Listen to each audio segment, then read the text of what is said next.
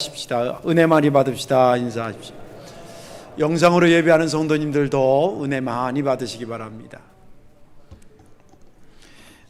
오늘 말씀의 제목 한번 따라 하십시다. 아름다운 사람들이 아름다운 교회를 세웁니다. 아멘. 믿음 되길 바랍니다. 제가 성덕교회 부임하기 전에 성덕교회에 대한 교회 역사에 딱 한 가지 이야기를 알고 있었어요. 어떻게 알고 있었냐면 여기 최강용 목사님 전에 유영선 목사님이 계셨는데 그 유영선 목사님이 아드님이 제가 화성에 있을 때 반월 지방이었는데 그분은 안산이었지만 섹터가 이렇게 돼가지고 같은 지방에 있었어요. 그분이 선교부 총무였고 이제 선배고 그러니까 잘 지냈는데 어느 날 제가 이런 고민을 얘기를 했습니다. 목사님, 사실은 부흥회를 너무 하고 싶은데 아시다시피 우리 교회가 너무 작아요. 교인도 한 20명도 채 안 되고 강사 사례비도 드릴 수 없고 그러니까 좀 근데 어떻게 하면 좋겠냐고 이렇게 그 자문을 구했어요. 그랬더니 자기가 알아보겠다고. 그랬더니 며칠 뒤에 전화가 왔어요. 전화가 내용이 뭐냐면 본인 아버지가 이제 유영선 목사님 얘기하는 거예요. 유영선 목사님이 당시에 중부연회 부흥단장이었대요. 부흥회 아주 직책이 큰 직책이죠.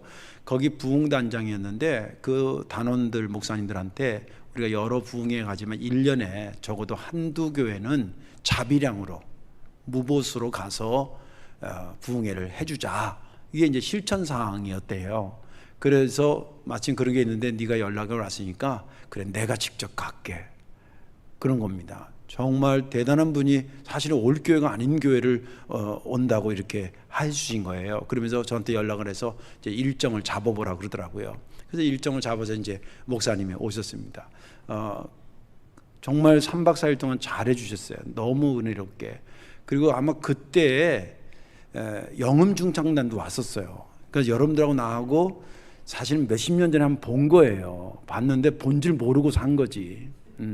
근데 아무튼 일부 예배 이제 그 저녁 집회를 끝나고 나면 저희가 숙소를 뭐 호텔이나 모텔을 잡아드릴 여건이 안 됐어요. 또 거리도 좀 있고 그래서 제 사택의 안방을 이제 목사님 숙소로 했는데 그 안방에 이제 끝나고 오시면 차 한 잔 대접하고 이게 수고하셨다 이렇게 얘기하잖아요. 그러면 이제 1차 부흥회는 교회에서 하시고 안방에서 2차 부흥회가 시작이 돼요. 그래서 이제 교회 목회는 어떻게 한다. 근데 제가 귀찮은 게 아니라 너무 저한테는 귀한 시간이었어요. 그래서 제가 끝날 때쯤 아마 이렇게 말씀드린 것 같아요. 목사님 이번에 와서 부흥회를 2번 하신 것 같다고. 하나는 우리 교인들을 위해서 하시고 하나는 저희 내외를 위해서 해주셔서 너무 감사하다고. 제가 목회 나온 지 그때가 한 4, 5년 정도밖에 안 됐을 때니까 목회 열정은 있는데 방법을 잘 모르고 그럴 때예요. 좌충우돌 할 때인데 목사님 와서 학교에서 가르치지 않는 목회의 실무적인 것을 쭉 가르쳐 주면서 한 스토리가 성덕교회의 교회 역사의 이야기예요. 아마 이런 취지로 말씀하셨던 거예요. 너 앞으로 목회할 때 이런 교회를 만들어 봐라. 그게 하나님이 기뻐하는 교회다. 그러면서 당신 성덕교회 성전 건축에 대한 이야기를 하는데 지금 와서 제가 생각해 보니까 그게 제2성전 지을 때의 스토리예요. 이제 교회가 1차 성전을 짓고 교회가 계속 부흥했는데 그게 언제냐면 1954년도입니다. 그러니까 6.25 직후예요. 그냥 뭐 먹을 게 있겠어요? 무슨 돈이 제대로 있겠어요? 그런데 교인은 느니까 교회에서 성전을 짓자고 이렇게 결의를 했나 봐요. 그러니까 여러분들 지금 나이시는 분들의 어머니 아버지들의 이야기예요. 그래서 성전을 짓기로 기도 열심히 하고 헌금을 했는데 그래도 턱없이 모자르니까 그래도 지으려고 그러니까 우리가 그러면 몸으로라도 하자. 인력으로도 동원하자. 그래가지고 이제 같이 하는데 그날 정확한 공사 내용은 제가 모르겠는데 아마 돌을 바닥에 깔아야 되는 그런 날이었나 봐요. 그러니까 교인들이 대거 와가지고 그 당시는 우리 교회가 지금 이 위치가 별로 높게 안 느껴지는데 당시는 주변에 있는 건물들이 없었기 때문에 이게 언덕 위에 우뚝 있었던 교회가 성덕교회였대요. 그래서 언덕 위에 하얀 집처럼 그렇게 이제 이 교회가 있었는데 돌을 광주리에다 다 교인들이 이고요. 줄을 쭉 서서 그걸 가지고 왔대네요. 그리고 부어놓고 또 내려가서 돌을 쥐어가지고 강제로 심어서 머리에 이고 쭉 올라온 거예요. 근데 마침 그날, 이게 하나님의 은혜지요. 마침 그날 미국 선교사가 한국에 왔다가 사역하고 있는 중에 인천을 왔는데 하필 그 장면을 본 거예요. 일부러 보러 온 게 아니라. 그래서 그 장면이 너무 감동돼서 스토리를 들어보니까 교회를 지는데 돈이 모자라서 이렇게 해서 교인들이 저 노력봉사에서 이렇게 한다고 그러니까 그 사진 머리에 이고 가는 걸 사진을 찍고 편지를 써가지고 미국 교회에다 보낸 거예요. 도울 수 있으면 도와달라. 그래가지고 근데 그 편지를 받고 사진을 받은 미국 교회인들이 감동을 또 받아가지고 성령이 하시는 일은 그런 거죠. 그래서 헌금을 모아가지고 교회에 보내줬다는 거예요. 그 제가 자료를 찾아보니까 잘 없는데 아무튼 그렇게 보내져서 이성전을 반듯하게 세워서 봉헌을 하게 됐다는 거예요. 할렐루야. 그래서 그 얘기를 듣는데 야, 세상 아름다운 교회가 이런 교회구나. 그렇죠? 말씀 듣고 은혜 받고 열심히 전도하고 교인이 늘어났으니까 공간이 부족하니까 교회를 더 짓게 되고 짓는데 돈이 모자라니까 몸으로라도 헌신해서 지어야 되겠다. 그리고 또 그것을 성령께서 감동받아서 제3의 손길을 통해서 이역만리 또 헌금하게 해서 이게 얼마나 아름다운 이야기예요. 그래서 야, 진짜 나도 이 다음에 목회하면 저런 아름다운 교회가 되게 해야 되겠구나. 그렇게 생각을 했는데 세상에 그 교회에 와서 제가 목회할지 세상을 그때 알았으면 미리 여러 정보를 유영선 목사님한테 들었을 걸 전혀 몰랐는데 세상 하나님. 근데 왜 그 얘기가 그렇게 엊그저께 들은 것처럼 생생하게 기억날까 생각해 보니까 하나님이 그러시는 것 같아요. 그 당신만 아는 거죠. 나는 모르지만 너 이 다음에 몇십 년 뒤에 성덕교회 그 아름다운 교회 가서 목회할 텐데 그 교회는 이런 아름다운 이야기가 있는 교회니까 계속 아름답게 그 교회를 키워나가라. 그리고 미리 저한테 말씀해 주신 것 같아요. 여러분들 여러 번 말씀드리지만 여러분들 지금 아름다운 교회에 다니고 있는 줄로 믿으시기 바랍니다. 그리고 또 아름다운 교회 더 만들어 가실 줄로 믿습니다. 아름다운 사람들이 아름다운 교회를 세우는 것입니다.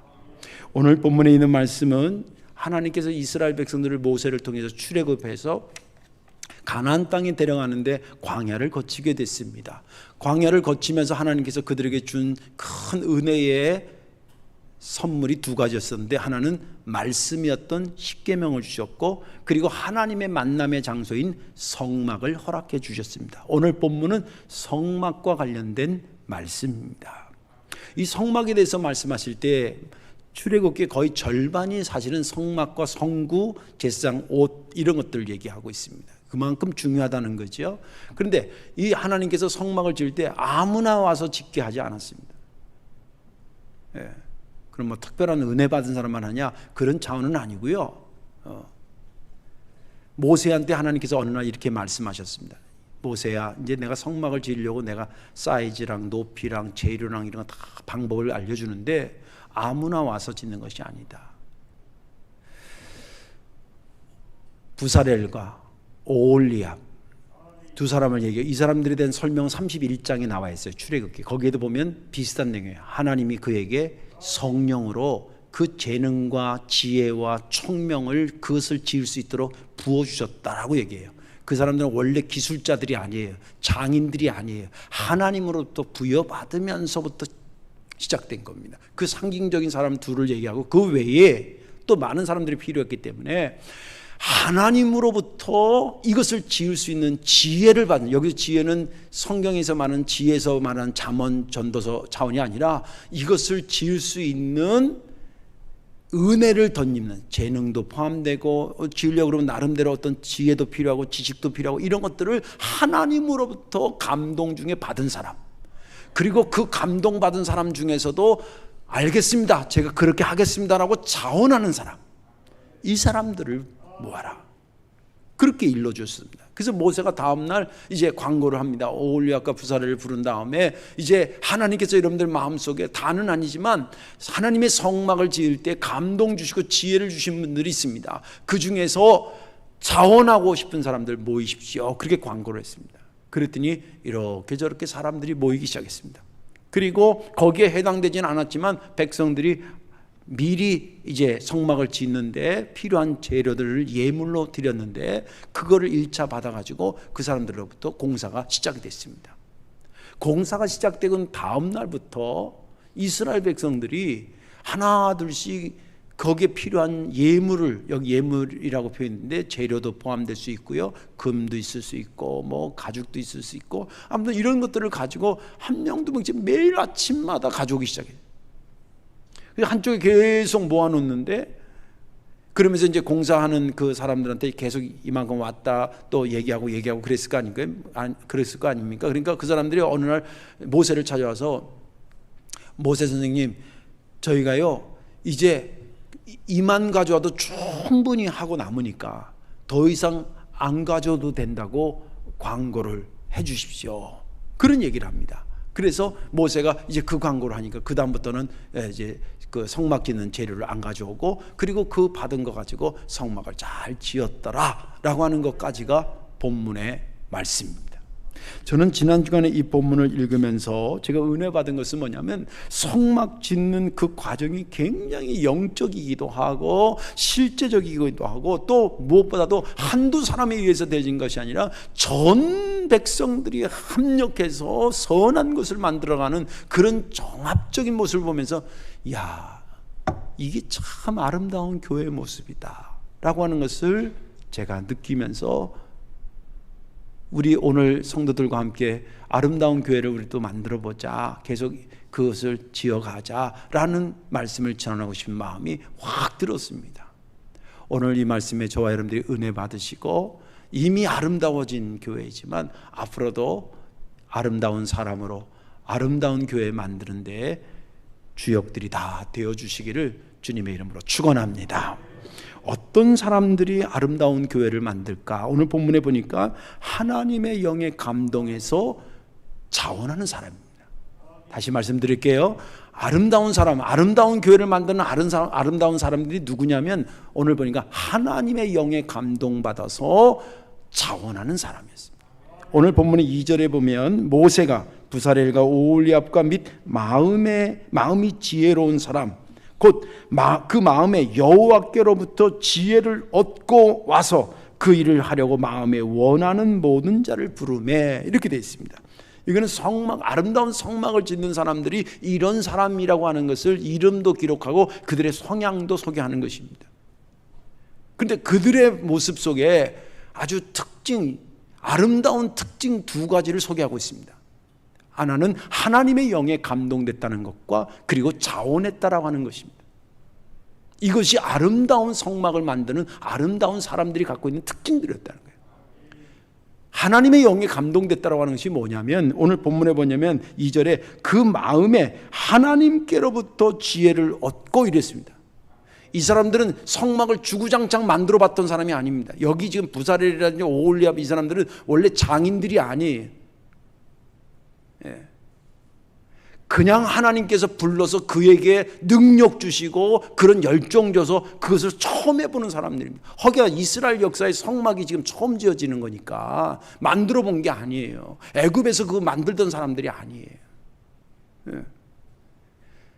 그 사람들에게 이 성령에 감동됐다, 하나님으로 감동됐다라고 하는 것은 뭐냐면, 그 재능을 하나님으로 또 부여받을 때 거부하지 않았다는 거예요. 여러분들 기도하다가 하나님께서 마음에 어떤 감동 주거나 그러면 거부하지 않는 거예요. 그리고 좌로나 우로나 치우치지 않고, 주님이 이쪽으로 가자면 이리로 가고 저리 가자면 저리 가고, 주님이 가자는 대로 언제든지 따라가는, 마치 신약 시대로 말하자면 성령 충만의 상태를 얘기합니다. 그런 사람들이 아름다운 사람들이었고, 이 사람들이 아름다운 성막을 지었다는 거예요. 근데 우리가 얼른 생각하기에는 그래도 이게 성막이 건축물인데, 그래서 성구 같은 게 다 손기술이 있어야 되는 건데 좀 손재주 많은 장인들을 먼저 우선순위로 뽑아야 되는 거 아닌가, 그게 더 효율적인 거 아닌가라는 생각을 할 수가 있습니다. 저부터도 그런 생각을 하게 돼요. 그런데 성경은 분명히 말하기를 하나님의 영에 감동돼서 하나님으로부터 지혜를 얻은 자를 뽑으라고 말하거든요. 그 사람들을 자원하는 사람들을 부르라는 거예요. 왜 그랬을까?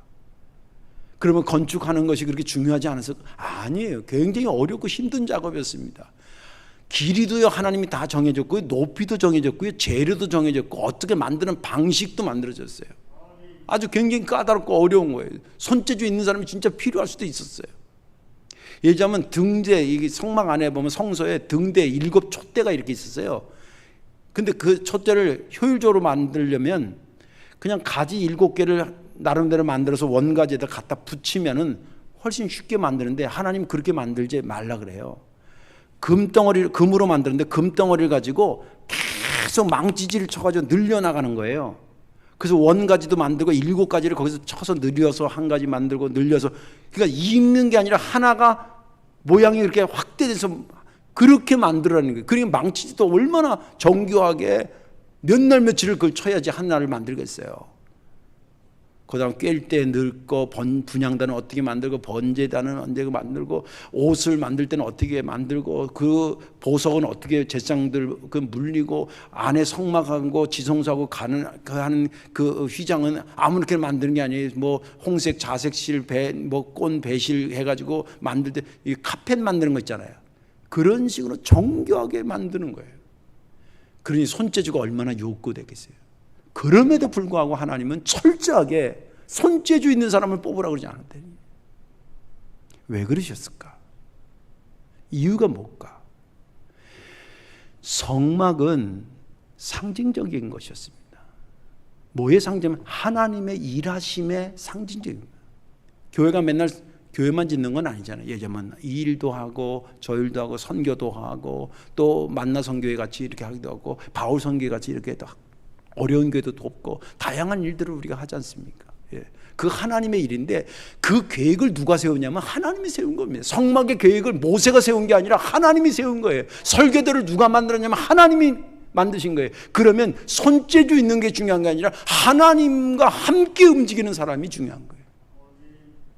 아니, 그거 왜 그렇게 만들어요가 아니라 하나님이 이렇게 만들면, 아까도 말했잖아요. 제가 등대 만드는 거 효율적으로 그거 그 다 영적인 의미가 있는데 그 설명하기 너무 길고요. 하나님께서 만들라는 방법대로 알겠습니다. 그리고 하고 능력이 모자라? 그럼 내가 그 능력을 그에게 부여해 주지. 그게 은사예요. 달란트고. 그것을 자연스럽게 받아들이고 그것으로 호흡하며 짓는 사람, 그 사람이 아름다운 사람이라는 거예요. 이런 면에서 본다고 한다면 교회는요, 뭐 많이 배웠다, 많이 안다, 기술이 좋다, 이런 것으로 하나님의 일을 하는 게 아니에요. 물론 하나님의 일을 하는데 하나님의 성령이 감동되고 그 재주까지 있으면 금상첨화지만, 그거 없어도 하나님의 일을 하려고 한다면 얼마든지 어느 부분든지 할 수가 있어요. 저는 그런 거 많이 봤어요. 돈 없다고 교회 일을 못하는 것도 아니고요, 돈 있다고 교회 일을 하는 것도 아니더라고요. 하나님의 일하심의 원칙이기 때문에 굉장히 중요하다는 거예요. 하나님의 일하심의 원칙은 뭐냐면 능력 있는 자를 위주로 일하지 않으세요. 하나님 앞에 감동되는 사람을 위주로 하셔요. 믿음 되시기 바랍니다. 또 한 가지 특징이 뭐냐면, 두 번째는 자원하는 것입니다. 여러분들 은혜 받았다고 다 자원할까요? 제가 목회하면서 은혜는 쫙쫙 빨아 드시는 분인데, 자원은 고개 돌리는 사람 봤어요. 여기서 봤다는 게 아니라 누구니 막 찾지 마세요. 제가 목회 30년 하고 얻는 거 거짓말하는 것도 아니고,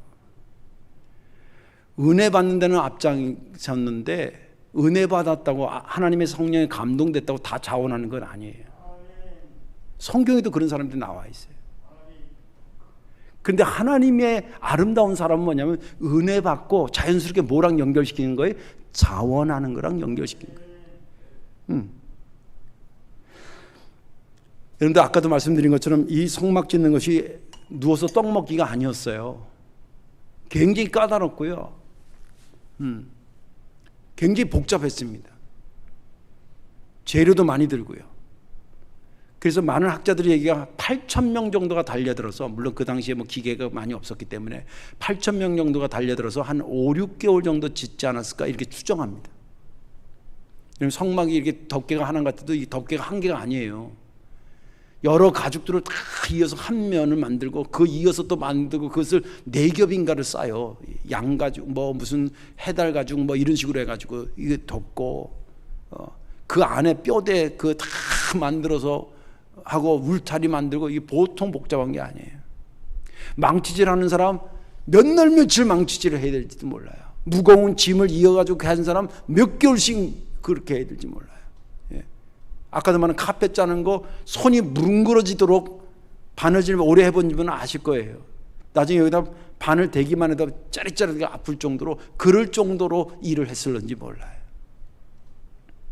그리고 또 어떤 일을 한다 그러면 대충 감이 잡히잖아요. 예를 들면 교회에서도 어떤 일을 한다 그러면 이게 어느 정도 며칠 봉사해야 될 것 같고 또 몸으로는 어떤 걸 해야 되겠고 또 물질은 어느 정도 해야 되겠고 이 감이 잡히잖아요.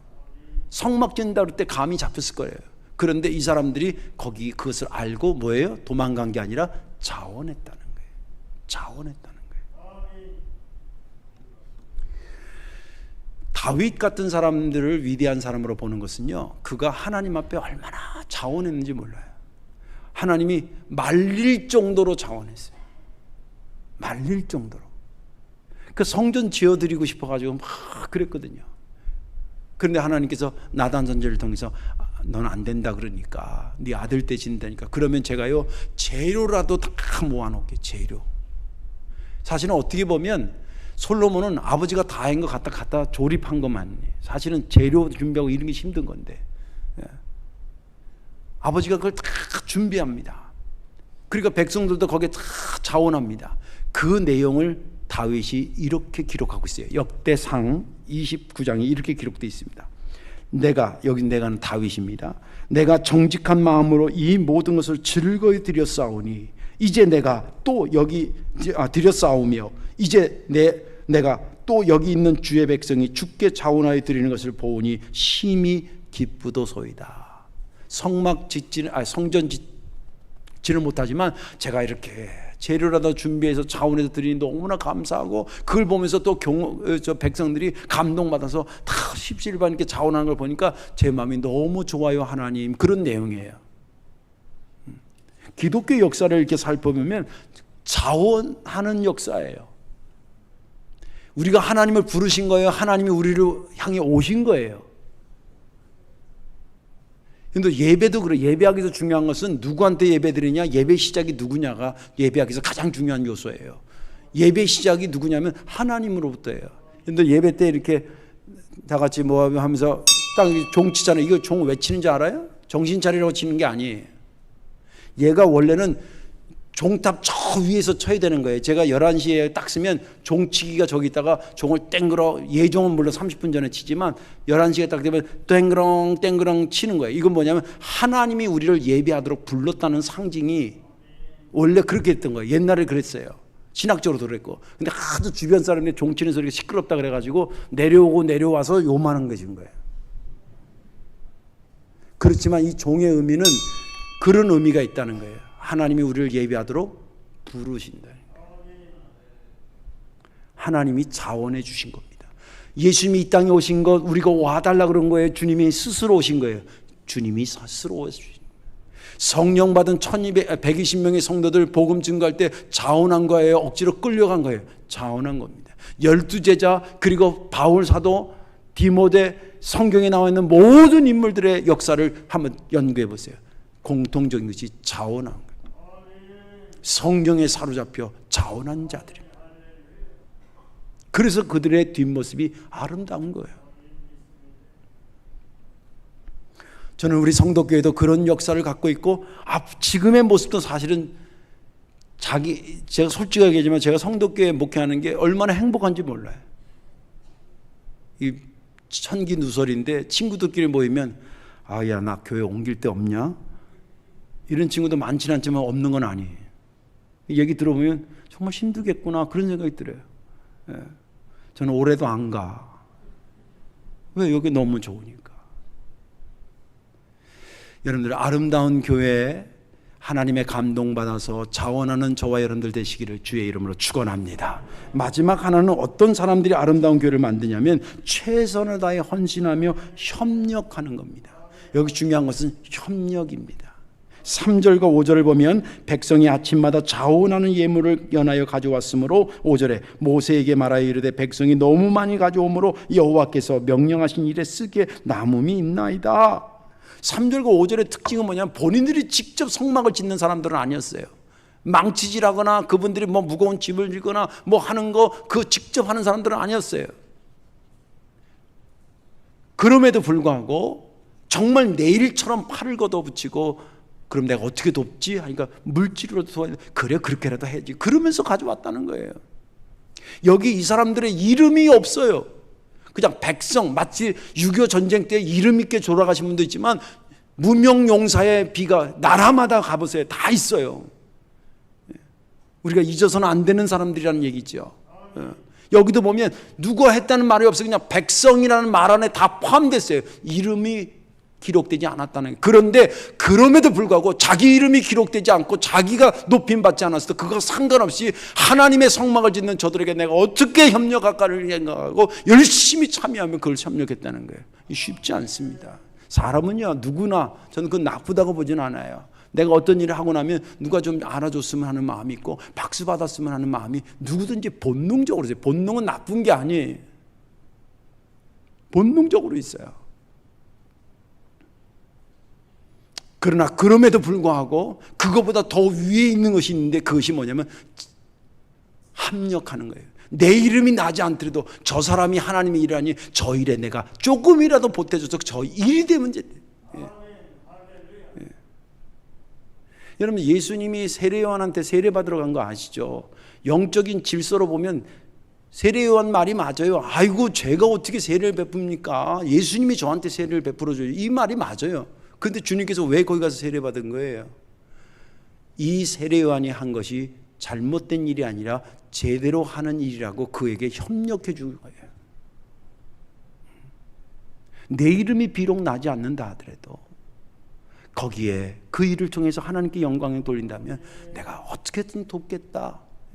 아름다운 교회 되는 게 그렇게 어렵지 않아요. 간단할 수도 있어요. 어떻게 보면. 어떻게 간단하냐? 우리 교회 같은 경우 어떤 주간부서가 있어가지고 그 교육부에서 뭐 한다 그러면 다른 교육부에서 주관하면서 교육부 행사 자체로 끝나는 게 있고 전교인들한테 요청하는 경우들이 있잖아요. 그러면 전교인들이 십시일반 참여해 주는 거예요. 또 관리부에서 뭐 한다, 선교부에서 뭐 한다 그러면 거기서 하는 그 부서 사람들만 움직이는 게 아니라 아유 우리 보러 요청하니 우리 함께 그럼 도와주겠다. 벌떼처럼 달려 들어가는 거예요. 그 교회가 아름다운 교회예요. 근데 흉한 교회 되는 것도 삽시간이에요. 흉한 교회는 반대로요. 주간부서가 이렇게 한다 그러면 어디 잘하나 보자. 이러고 있는 교회는 삽시간에 흉한 교회. 근데 문제는 뭐냐면 주님이 우리가 수없이 입이 닳도록 교회는 누가 세웠냐면 주님이 핏값으로 세우셨다는데 주님이 흉한 교회를 만들기 위해서 핏값으로 세웠는지 아니면 아름다운 교회를 위해서 핏값으로 세웠는지를 곰곰이 생각해 보자는 거예요. 저와 여러분들 어차피 예수님의 은혜로 구원받고 예수님으로도 사명받았는데 무슨 사명을 받고 무슨 구원을 받았냐는 거예요. 아름다운 교회를 만들라고 받은 거예요? 아니면 흉한 교회 만들라고 받은 거예요? 조금만 생각이 있어도 당연히 아름다운 교회를 만들. 그러면 거기에 맞춰서 어떻게 하는 게 좋냐? 나하고는 상관이 없지만 나에게 요청이 들어왔을 때 적극적으로 협력했던. 지금 여기 이 사람 이 예물을 가져왔던 사람이 누군지 아무도 몰라. 그냥 백성이라는 것에 포함되어 있어요. 그러나 그들이 한 아름다운 행동은 정확히 기록되어 있다는 거예요. 매일 가져왔다. 충분히 가져왔다. 최선을 다했다. 그리고 그것이 모자림이 없게 넘치게 가져왔다. 정말 이런 사람들이 있어서요. 예수님이 복음을 증거하러 다닐 때도요, 이름이 알려졌던 같이 다녔던 그룹 중에 이름이 잘 알려졌던 그룹이 있고 이름이 잘 안 알려졌던 그룹이 있어요. 이름이 잘 알려졌던 그룹은 12제자와 여러 사람들이에요. 남자들이 주로요. 그런데 이름이 잘 안 알려진 예수님을 따라다니는 그룹이 있는데 여인들, 섬기는 여인들에 대한 그룹이에요. 이 사람들은 누군지 잘, 그래서 어떤 사람은 예수님이 복음 증가할 때 예수님하고 12제자들만 다닌 것 같이 생각해. 아니에요. 성경을 자세히 보고 분석해 보면 거기 같이 따라다니는 사람들이 있었어요. 그걸 누가복음에서 잠깐 언급해요. 누가복음 8장 3절에 이렇게 기록해요. 집에 가서 한번 찾아보세요.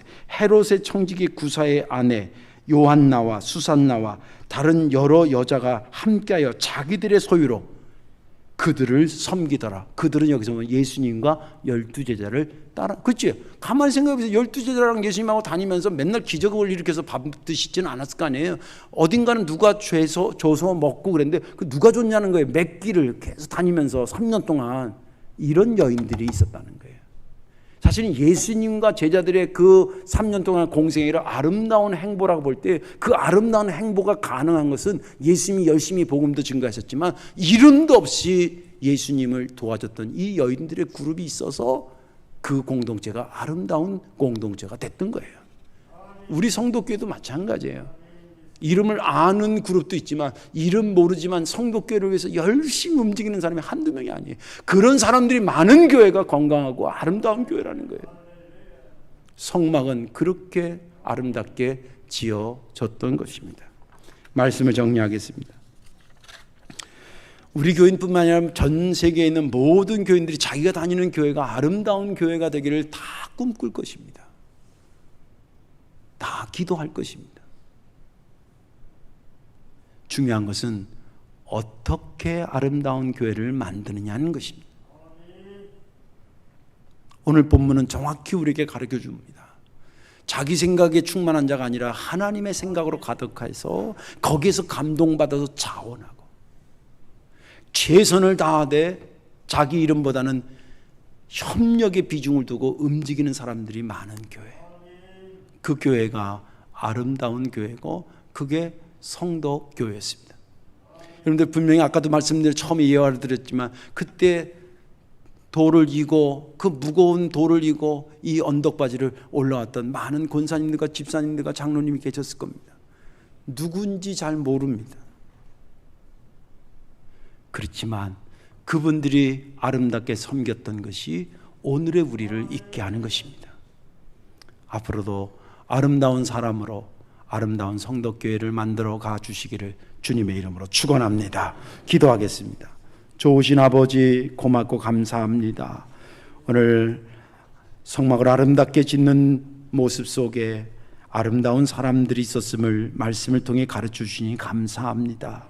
우리 성도교회도 그런 아름다운 교회가 될 줄 믿고 지금도 움직이는 아름다운 사람들, 저대의 믿음의 행보가 더 분주해지는 역사 있어지게 도와 주옵소서. 감사드리며 예수님 이름으로 기도하옵나이다. 아멘.